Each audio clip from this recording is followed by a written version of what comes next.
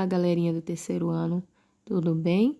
Eu sou a professora Alzeneide e eu estarei auxiliando vocês com a disciplina de matemática. Estão preparados para aprender bastante coisa nova? Então vamos nessa! Você já deve ter se perguntado de onde vieram os números? Como eles surgiram?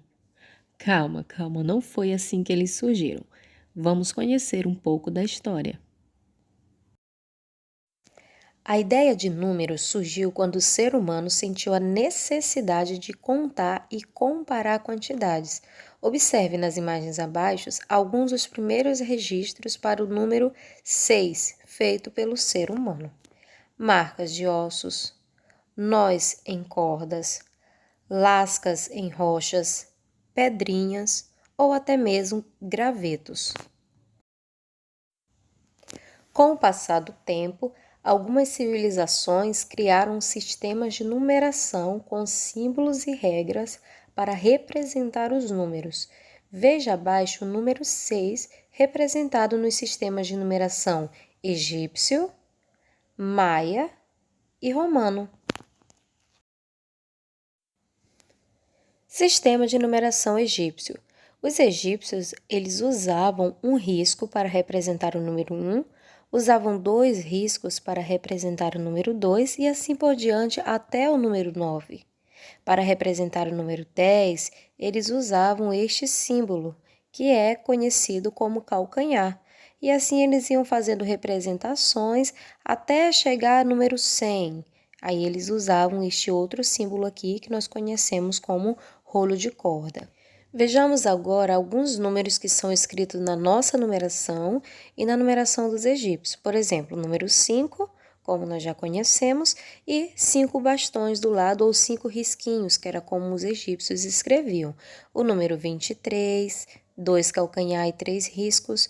O número 104, que é um rolo de corda e 4 risquinhos. O número 232, 2 rolos de corda, 3 calcanhar e 2 risquinhos. Para os egípcios, a posição dos símbolos na representação do número não tinha importância. Eles podiam escrever o número 135, por exemplo, de várias maneiras, utilizando os mesmos símbolos em posições diferentes. Aí nós vamos ver mais à frente que no nosso sistema, que é o sistema de numeração decimal, a posição do número vai influenciar em seu valor. Sistema de numeração maia.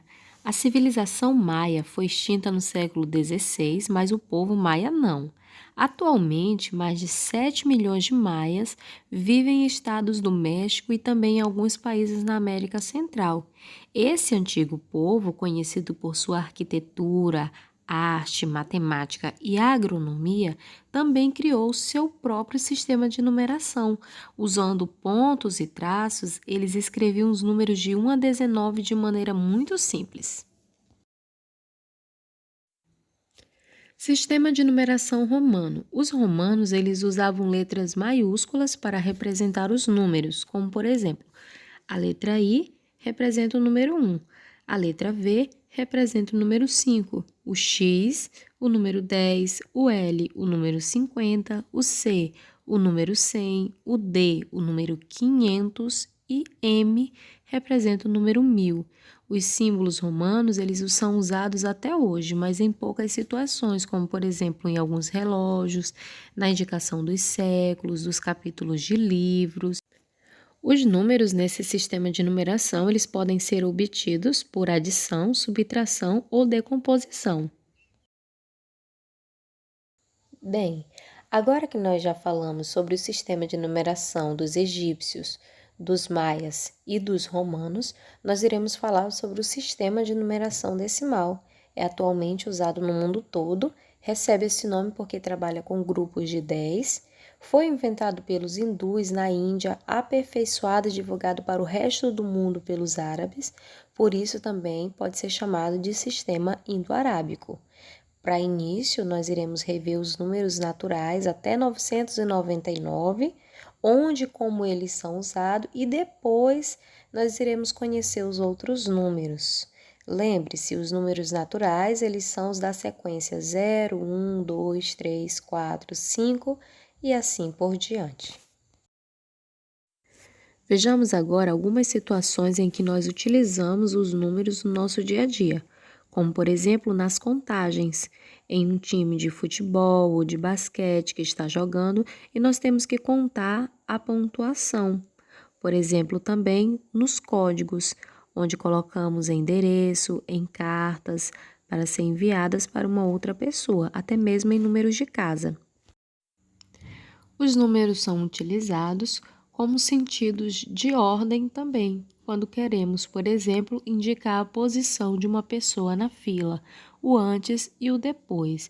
É utilizado também em medidas, quando queremos indicar a medida ou a distância de uma cidade para outra, de um lado da rua para o outro, ou até mesmo a altura de uma pessoa. Os números e suas ordens. Os símbolos que usamos em nosso sistema de numeração decimal são chamados algarismo ou dígitos. Em um número, cada algarismo ocupa uma posição que determina a sua ordem, diferente do sistema de numeração egípcio, como eu já havia falado.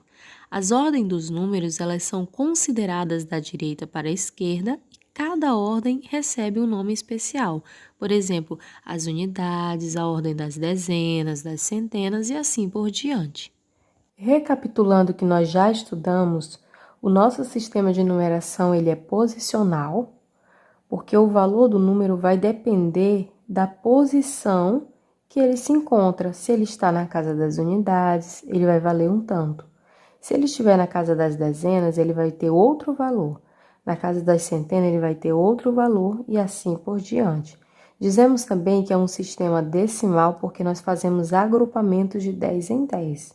E aí nós temos as unidades, as dezenas, as centenas, unidade de milhar e assim por diante. Chamamos unidade quando temos apenas um elemento, uma quantidade. Dizemos uma unidade. Quando juntamos 10 unidades, nós passamos a ter uma dezena, ou seja, a gente faz um agrupamento com 10 unidades e chamamos essas unidades agrupadas de uma dezena. A cada agrupamento de 100 unidades ou de 10 dezenas, nós formamos uma centena, até chegarmos às unidades de milhar, que são 1000 unidades agrupadas. Para você que é aluno do terceiro ano, nós iremos estudar inicialmente até as unidades de milhar, certo? Aqui eu tenho um quadro de ordens e classes, ou classes e ordens. O nosso sistema de numeração nós organizamos em classes e ordens. Temos aqui a classe das unidades simples, que ele está organizado em unidade, dezena e centena, que chamamos de primeira ordem, segunda ordem e terceira ordem. Como eu falei, dependendo da ordem em que ele esteja, em que esse número esteja, ele vai ter um valor. E tem a classe dos milhares, tá? Que até então nós iremos estudar até a unidade de milhar, que está localizada aqui na quarta ordem. Eu posso escrever o número, por exemplo, o número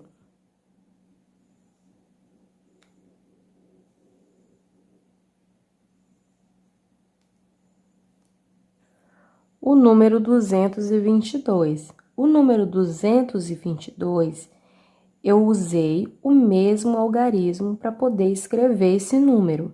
Só que, dependendo da ordem em que esse número esteja, ele vai ter um valor. Aqui, na casa das unidades, o número 2, ele vale apenas 2.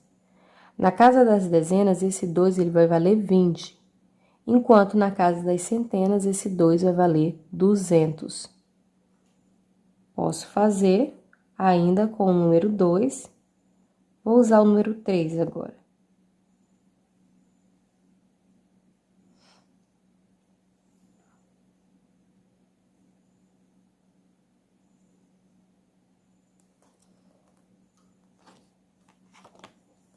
Veja, 3.232.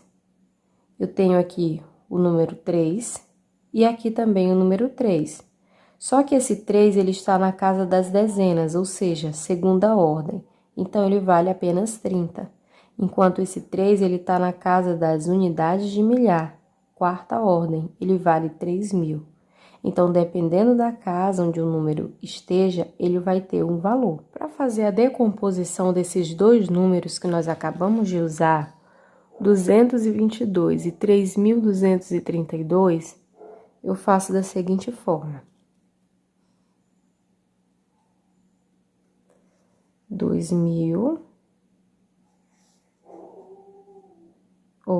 222.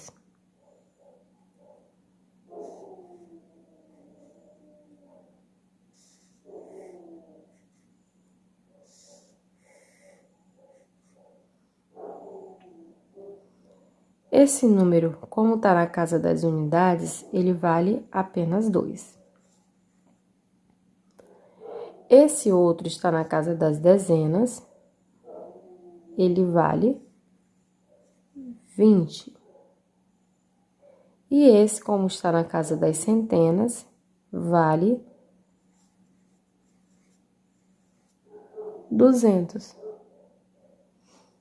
Posso escrever assim, 200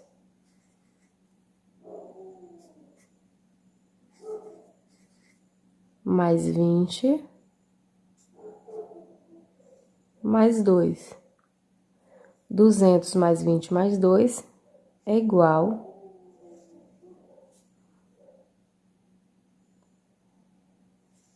a 222. Como a gente fala? 222. 222. Vou fazer com o número 3.232 agora. Esse está na casa das unidades, vale apenas 2. Esse está nas casas das dezenas, ele vai valer 30. Esse na casa das centenas vai valer 200. E esse na casa das unidades de milhar vai valer 3.000. Para finalizar, nós iremos fazer com o número 1010. E aí, nós iremos mostrar que quando nós temos o zero em uma dessas casas, nós não precisamos decompor ele. Vai ficar assim, ó.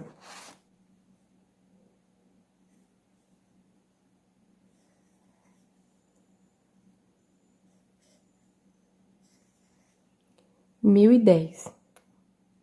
O zero, como tá na casa das unidades, e é zero, então não preciso decompor ele. O 1 tá na casa das dezenas, vale 10. O 0 tá na casa das centenas, não preciso decompor ele. O 1 está na casa das unidades de milhar e vale 1.000. E aí, eu escrevo 1.000 mais 10.